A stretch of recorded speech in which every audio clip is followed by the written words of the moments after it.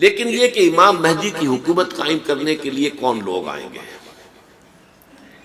عرب جو ہے وہ اندر سے کھوکھلے ہو چکے ہیں، عیاشی نے، دولت نے، پیسے نے، دولت پیسہ عیاشی اس کی وجہ سے کھوکھلے ہو گئے۔ یہاں میں آپ کو دو حدیثیں سنانا چاہتا ہوں۔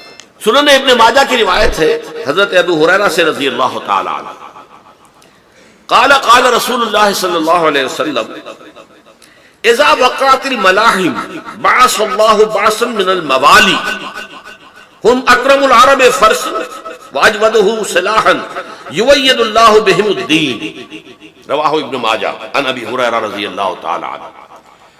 جب ملاحم کا دور شروع ہوگا تو اللہ تعالیٰ اٹھائے گا ایک لشکر یا لشکروں پر لشکر موالی میں سے۔ موالی کون ہے؟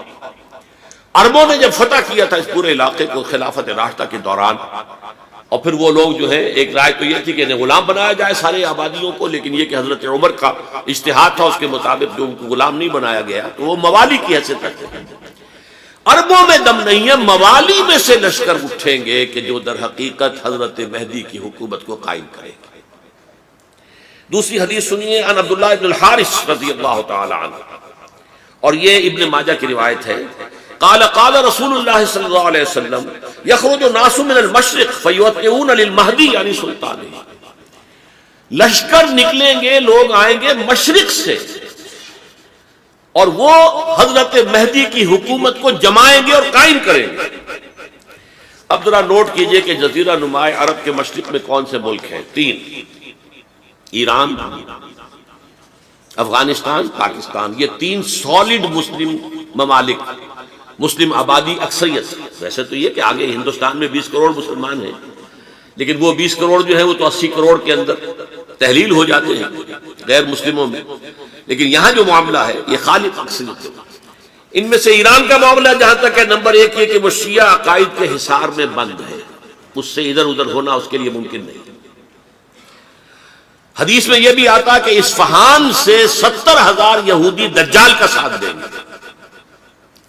لیکن بہرحال خراسان ایک صوبہ ہے افغانستان کا اس وقت بھی شمال مشرقی کونے میں، مجھے امید ہے وہاں سے خیر کی، کیونکہ خراسان کا لفظ وہاں پہ شامل ہے، اور حضور کی حدیث میں بعد میں آپ کو سناؤں گا کہ خراسان سے فوجیں چلیں گی جو یروشلم کو دوبارہ حاصل کریں گی، فتح کریں گی۔ جیسے پہلے یروشلم کھویا عربوں نے تھا، دوبارہ حاصل کیا تھا کرد نے، کرد خون صلاح الدین ایوبی رحمۃ اللہ علیہ، ایسے اب پھر عربوں نے کھویا ہے، لیکن لینے والے خراسان سے لشکر آئیں گے۔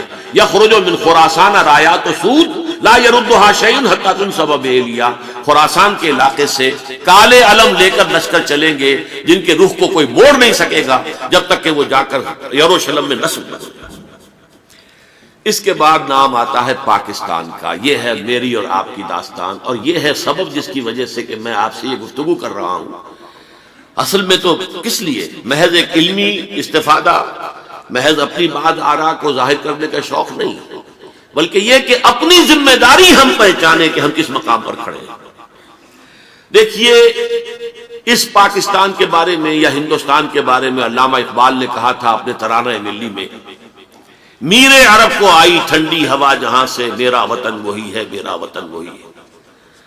اور مجھے بتایا گیا کہ سنن ابی داؤد میں یہ روایت موجود ہے کہ حضور نے فرمایا کہ ہندوستان کی طرف سے مجھے ٹھنڈی ہوا آتی، اگرچہ مجھے وہ حدیث ابھی نہیں ملی ہے، لیکن حزب التحریر کا ایک کارڈ مجھے ملا تھا، تو اس میں اس حدیث کا اور اس میں ابن داؤد ابو داؤد کا روایت کا حوالہ موجود تھا۔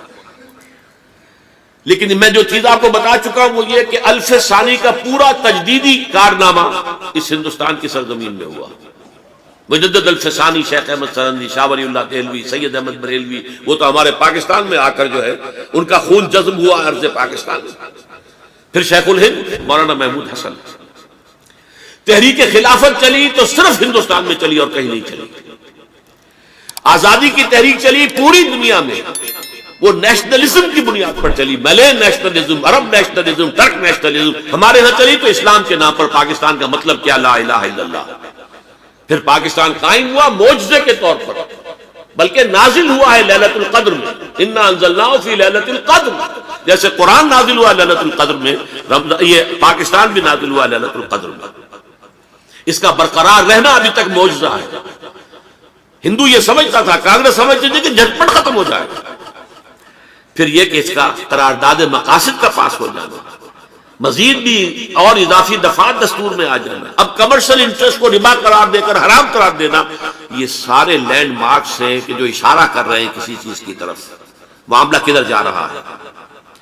پھر یہ کہ یہ جو 14ویں صدی کے مجدد تھے شیخ الہند، اس کے بعد سے کچھ ایسی شخصیتیں عظیم پیدا ہوئی ہیں ہند میں، جن کو میں سمجھتا ہوں کہ 14ویں صدی کے مجدد اور 15ویں صدی کے مجدد کے درمیان یہ 15ویں صدی کے مجدد کی راہ کو سیدھا کرنے والے، جیسے کہ حضرت یحییٰ نے کہا تھا میں تو آنے والے کا راستہ سیدھا کر رہا ہوں حضرت عیسیٰ کے لیے، ایسے ہی 15ویں صدی کے لیے امام مہدی کے لیے راستہ صاف کرنے والے سب سے پہلے علامہ اقبال، جنہوں نے اسلام کا تصور دین کی حیثیت سے دوبارہ زندہ کیا ہے، ورنہ اسلام ایک مذہب کی شکل اختیار کر چکا تھا.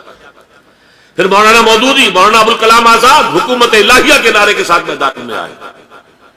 یہ اقبال نے جو تصور پیش کیا تھا اس پر عملی جد و جہد کے لیے حزب اللہ قائم ہوئی. نوٹ کر لیجئے 11 برس کا فرق ہے عمر کا علامہ اقبال کے اور ابوالکلام کے.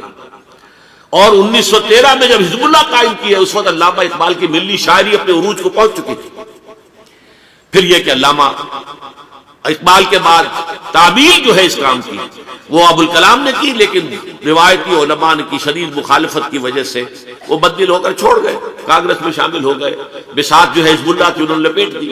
پھر مولانا مودودی آئے، انہوں نے وہ ڈور جو ہے اس کا سرا تھاما، جماعت اسلامی قائم کی حکومت الہیہ ہی کے قیام کے لیے. اگرچہ میرے نزدیک یہ کہ وہ انتخابی اور ایک قومی سیاست کی ایک جماعت بن کر پاکستان میں جو ہے دلدل میں پھنس گئی ہے، اب ہم اس کی کوشش کر رہے ہیں تنظیم اسلامی اور یہ تحریک خلافت جس کے تحت یہ جلسہ ہو رہا ہے. یہ ساری چیزیں وہ ہیں کہ آپ کو سوائے پاکستان کے اور کہیں نہیں ملیں گی پوری دنیا. معلوم ہوتا ہے کہ پاکستان کو بہت بڑا رول پلے کرنا ہے اس میں، اور اس کے ساتھ اب جمع کر لیجئے افغانستان کی عمارت افغانستان، اسلامی عمارت افغانستان قائم ہو چکی ہے. یہ پچھلے 20 سالوں میں جو کچھ وہاں ہوتا رہا ہے اس سے پہلے تصور نہیں ہو سکتا تھا. علامہ اقبال کے فرزند بھی دیکھ کر آئے ہیں، تو اگرچہ وہ خود میں سمجھتا ہوں کہ خاصے انہیں آپ لبرل کہیں، آزاد خیال کہیں، لیکن اس درجے متاثر ہو کر آئے تھے کہ انہوں نے یہ کہا افغانستان میں جو میں نے حالات دیکھے ہیں کہ اگر 2-4 اور مسلمان ملکوں کے اندر یہ نظام قائم ہو جائے تو پوری دنیا مسلمان ہو جائے گی. یہ سب کچھ کیسے ہو رہا ہے؟ یہ آنے والے دور کی جھلکیاں ہیں. Coming events are casting their shadows before. یہ سب بتا رہے ہیں کہ پاکستان افغانستان کو مل کر اس میں کوئی عظیم رول پلے کرنا ہے. اور اس کے ضمن میں اب میں علامہ اقبال کے بارے میں آخری بات کہہ رہا ہوں. علامہ اقبال کے بارے میں عام یہ خیال ہے، انہوں نے اپنے خطبات میں مہدی کا اور نزول مسیح کا، حالانکہ میں کل پڑھ رہا تھا مولانا سعید احمد اکبر آبادی رحمۃ اللہ علیہ کا ایک مقالہ ان کا کہ علامہ اقبال نے ابن خلدون کے بارے میں یہ کہا ہے کہ مہدی کا اور نزول عیسیٰ کا دونوں کا انہوں نے انکار کیا ہے، حالانکہ ابن خلدون نے نزول عیسیٰ کا انکار نہیں کیا، صرف مہدی کا انکار کیا ہے. بہرحال علامہ اقبال نے خطبات میں انکار کیا ہے، لیکن یہ کہ اپنی شاعری کے اندر میں چیلنج کرتا ہوں کسی بڑے سے بڑے اقبال شناس کو، ان کا یہ شعر ذرا سنیے. خضر وقت از خلوت دشت حجاز آید برو، کارواں زی والی دور و دراز آید برو. خضر وقت، امام وقت، رہنمائے وقت، قائد وقت، خلوت دشت حجاز، حجاز کی صحرا کی کسی خلوت گزینی سے نکل کر باہر آئیں گے. میں حیران ہوتا ہوں علامہ کے اس فکر پر اور اس مصرے پر. یہاں انہوں نے شیعہ اور سنی دونوں کے کانسیپٹ جمع کر دیے. شیعہ کا کانسیپٹ یہ چھپے ہوئے کسی غار میں وہاں سے برآمد ہو گئے، اور ہمارا کانسیپٹ میں ام سلمہ رضی اللہ تعالیٰ عنہ کی حدیث سنا چکا، چھپے ہوئے ہوں گے وہ وہاں پر، مدینے سے نکل کر آ کر مکے میں چھپ جائیں گے.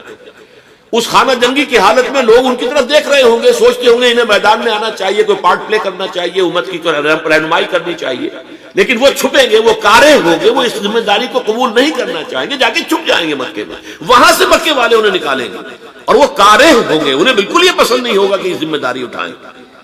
تو خضر وقت خلوت دشت حجاز آیت برو، کارواں زی وادی دور و دراز آیت برو.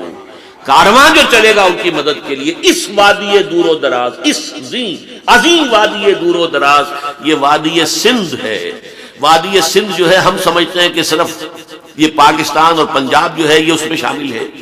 سندھ اور پنجاب نہیں، افغانستان کا پورا مشرقی علاقہ اس میں شامل ہے.